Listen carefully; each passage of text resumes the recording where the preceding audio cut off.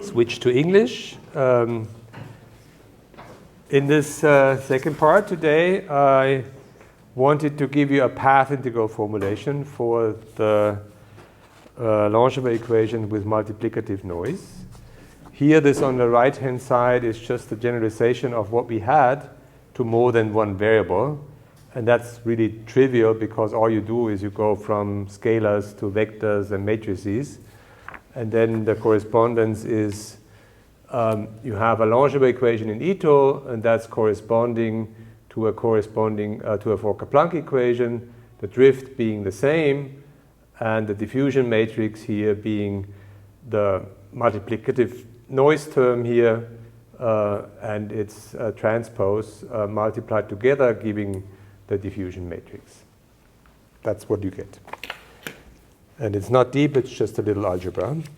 What's now more interesting for us to look at is that we want to relate stochastic differential equations and path integrals in general.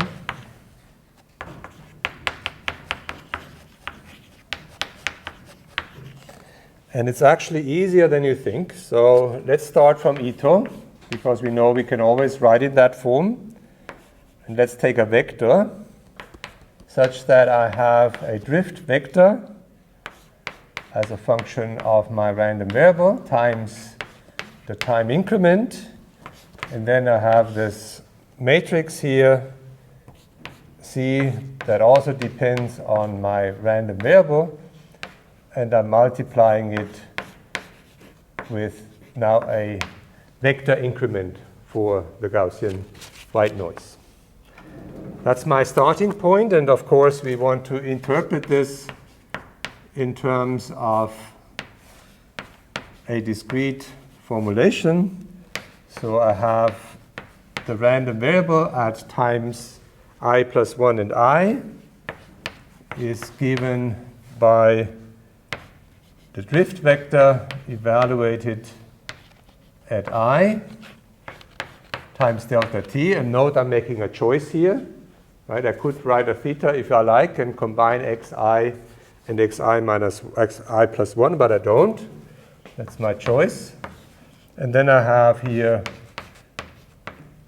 the matrix Cxi, and this is multiplied then by the Wiener increment at I plus 1.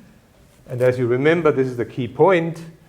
Those two objects are statistically independent. That's why Ito is such a convenient way of writing things. It's not complete if I don't define the probability distribution of the noise. And let me write this down. It is white noise. So it's a Gaussian distribution, and I have here then 2 pi delta t to the power n. N is the dimension of my vector space times the Gaussian distribution delta wi squared over 2 times delta t.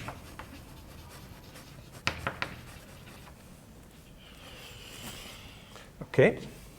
Now, how do I get a path integral? Path integrals typically you obtain by divide and conquer. So you slice up your time domain into little slices and then concatenate things together, and that gives you the path integral. So what we do here is we look at the conditional probability that I am in a state xi vector, and I transition into the vector xi plus 1. Well, what is that? Well, that's actually quite straightforward to calculate, because if you look at that process here, you know from this here that it's equivalent to a Fokker-Planck equation. And if you have a Fokker-Planck equation, the Fokker-Planck equation you can easily solve for small time increments. because then the terms on the right-hand side, they're all constants. And then the solution is a Gaussian with the constants that you take at a given time point. So from the Fokker-Planck equation, you know that this is a normalization factor. This is square root of 2 pi delta t to the power n times the determinant of b at xi. That's because now you have a multivariate process, and the normalization of a multivariate Gaussian contains the determinant, and the exponential factor is 1 over 2, 1 over delta t, times, now I have xi plus 1 minus the average. Okay, did I define the average here?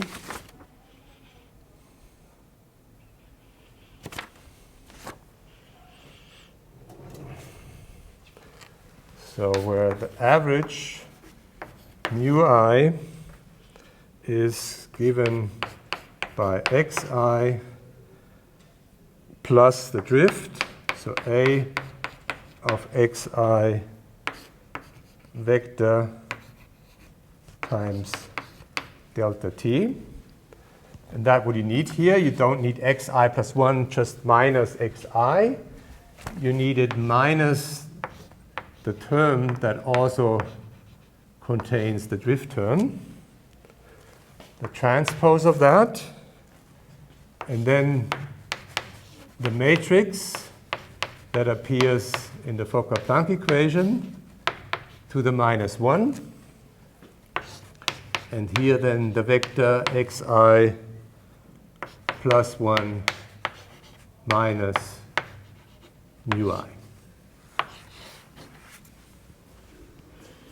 Okay, so it's a Gaussian distribution from the small increments in the way we solve it.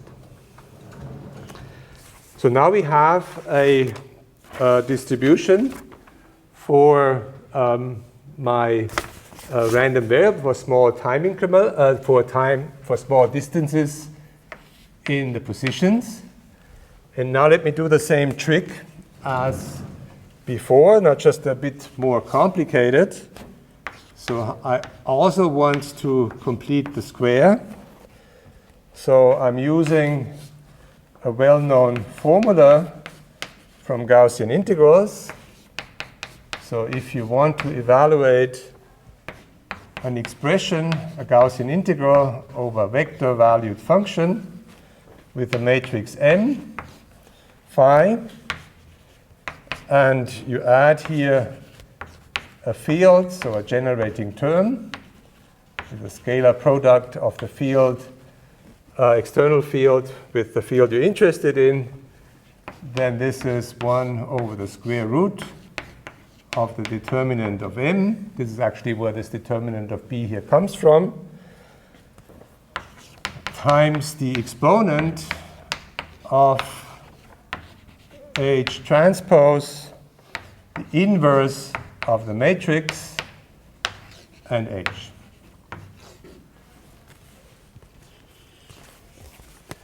I'm using this here in the following way. So I'm defining my H in a similar fashion as we had this for the scalar case, as the argument in the exponent.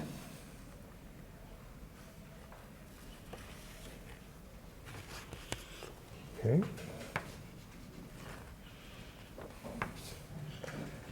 And the M being the B of xi times delta t.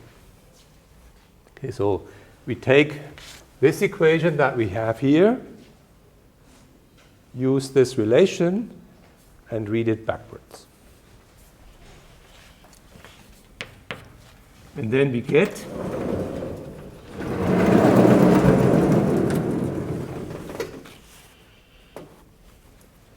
for P, the conditional probability to go from xi vector to xi plus 1 vector. This is then an integral over my auxiliary field, and let's call this Q. This auxiliary field to the divided by 2 pi to the n, the exponent of, well, this additional term minus IQ transpose times xi plus 1 minus mu I minus a half delta t qt b of xi times q.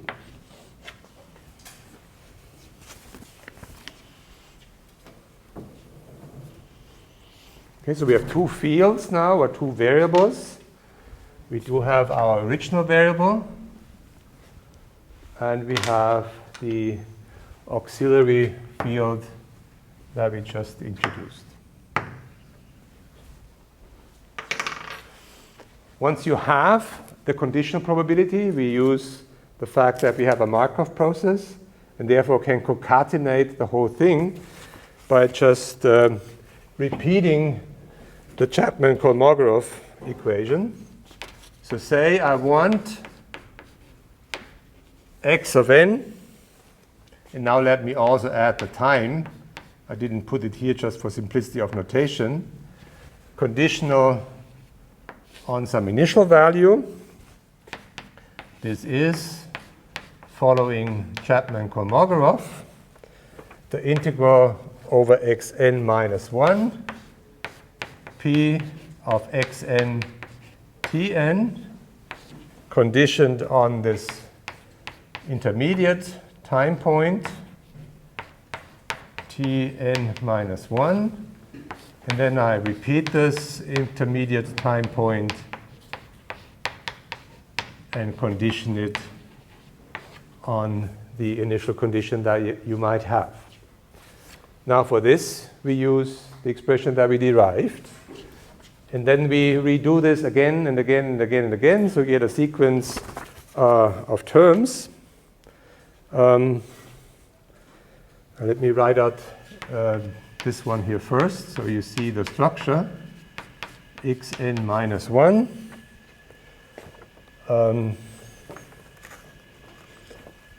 Integral over dqn. The whole thing divided by 2 pi to the n.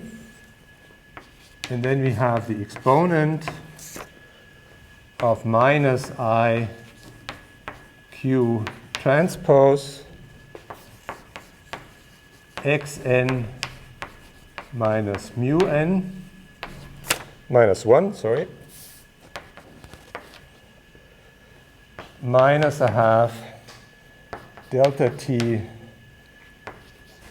qn transpose b at n minus 1, and I abbreviate this by an index now instead of an argument, qn, that's our exponent, and I have here then x n minus 1 tn minus 1 on some condition.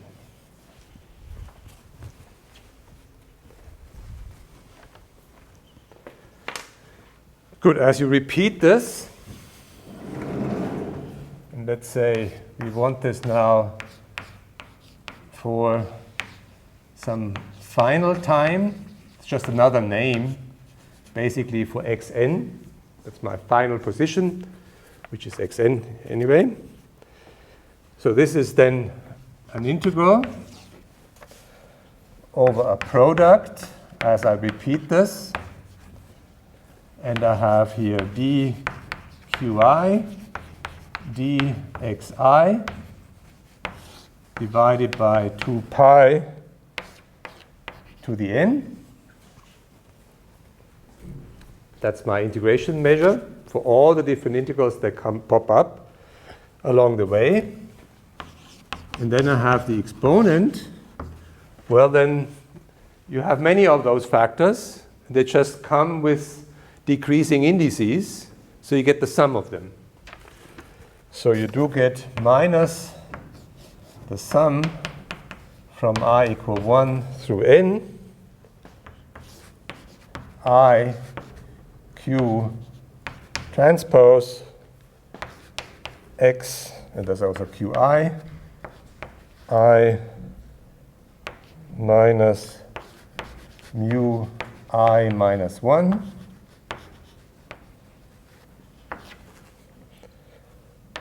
plus, there's a scalar product here, plus a half delta t q I transpose b I minus 1 matrix qi, and I have to say what my last point is. So my final point is this point n. Okay. Just means that I don't vary the final point. It's a fixed point where there's no probability distribution actually left. That then, in the same spirit as we did this before, if I now say I specify the initial value, this then becomes an integral where I want the path from an initial point going to a path at a final point, and I have a path integral over all x and q, and those are functions of time. And the exponent that we have here, I give a name. Again, call it an action. And this action is a functional of x and I q. And I can write it out. This functional of x and iq. This is a time integral. Let's say t from t initial to t final. It's I q transpose dtx minus a of x, right? Because this object here, if you write it back in continuous form, remember that we did have this here. Mu I is xi plus a times delta t.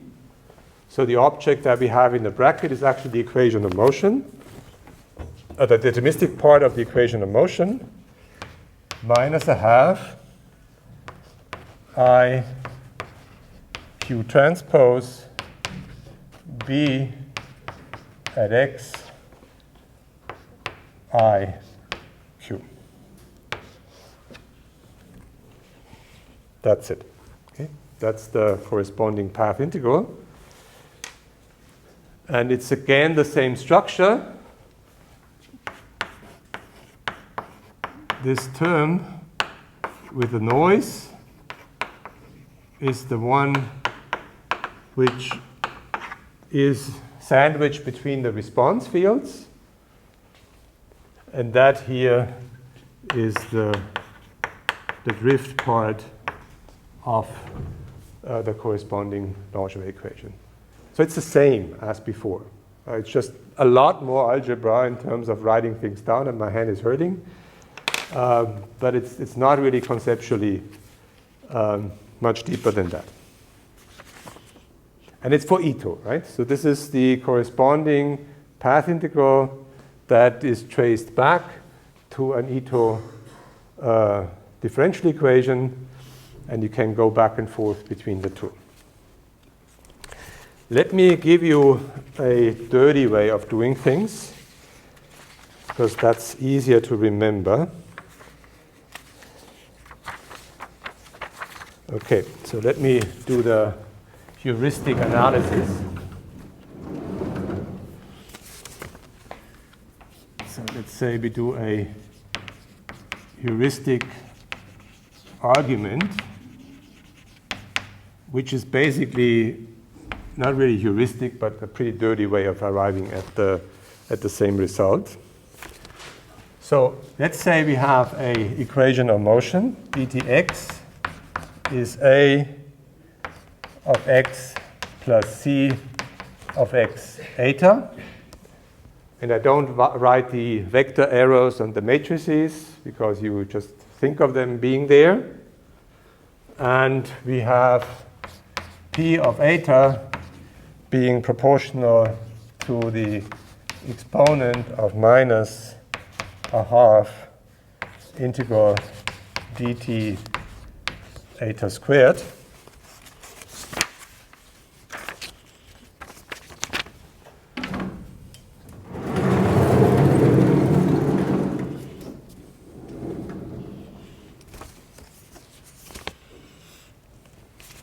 Then you say if you have some observable, we call this O, of x,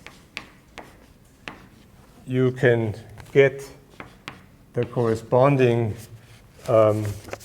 average by integrating over x and eta and your observable O of x. And now you say, I want this to obey the equation of motion, so I put a delta function of dtx minus a. And I have here e to the minus a half integral dt eta squared.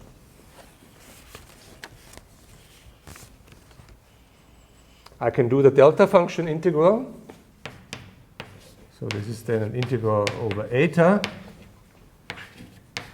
O of x. Oh, no, I'm doing it differently. Okay, let me do it differently. I'm writing this now as an integral over dx eta and q of O of x. What I'm now doing is I'm taking the integral representation of the delta function. The integral representation of a delta function is an integral over q.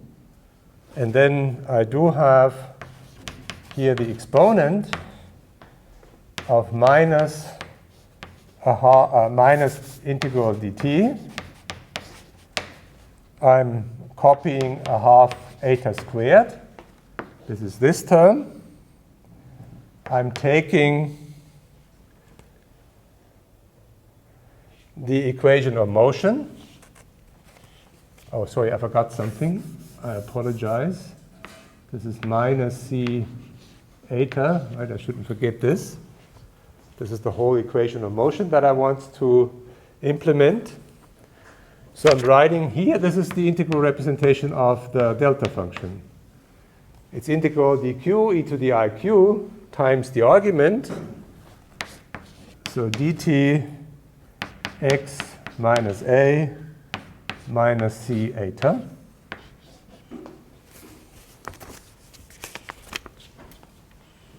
Okay, now you're basically done. So instead of completing the square, I'm using the integral representation of a delta function. And all you're left to do is now to integrate over eta.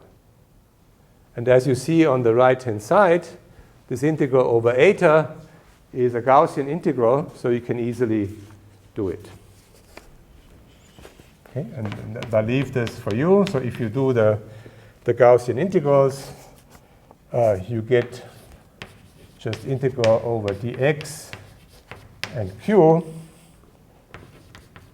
e to the minus integral dt of I qt x dot minus a plus a half I qt cct iq. It's much shorter, but of course it's juggling with delta functions, and you might worry about this being proper math. But luckily, kind of the memo kind of thing that can you remind you of what the actual result is.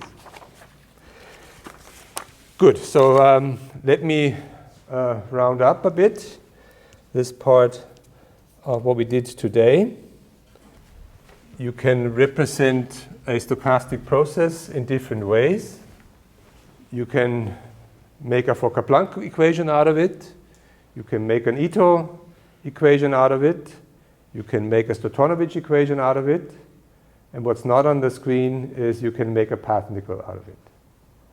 And that's the circle you can do. They're all equivalent. And which one you use depends on what kind of problem you want to study.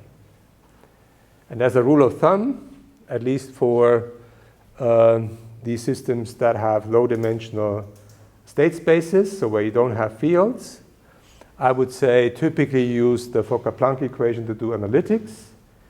You do the Langevin equation if you're interested in numerics and doing Brownian simulations. And the path integrals, for now, are a nice thing that we have. They are only useful if you really do field theory and you do calculations close to critical points or generic systems that have generic scale invariance. Okay? And that's the tool set you can use. And I would say with this lecture, we do have all the tools together for stochastic dynamics, and then can start next week with doing field theories. All right? Thanks for your attention.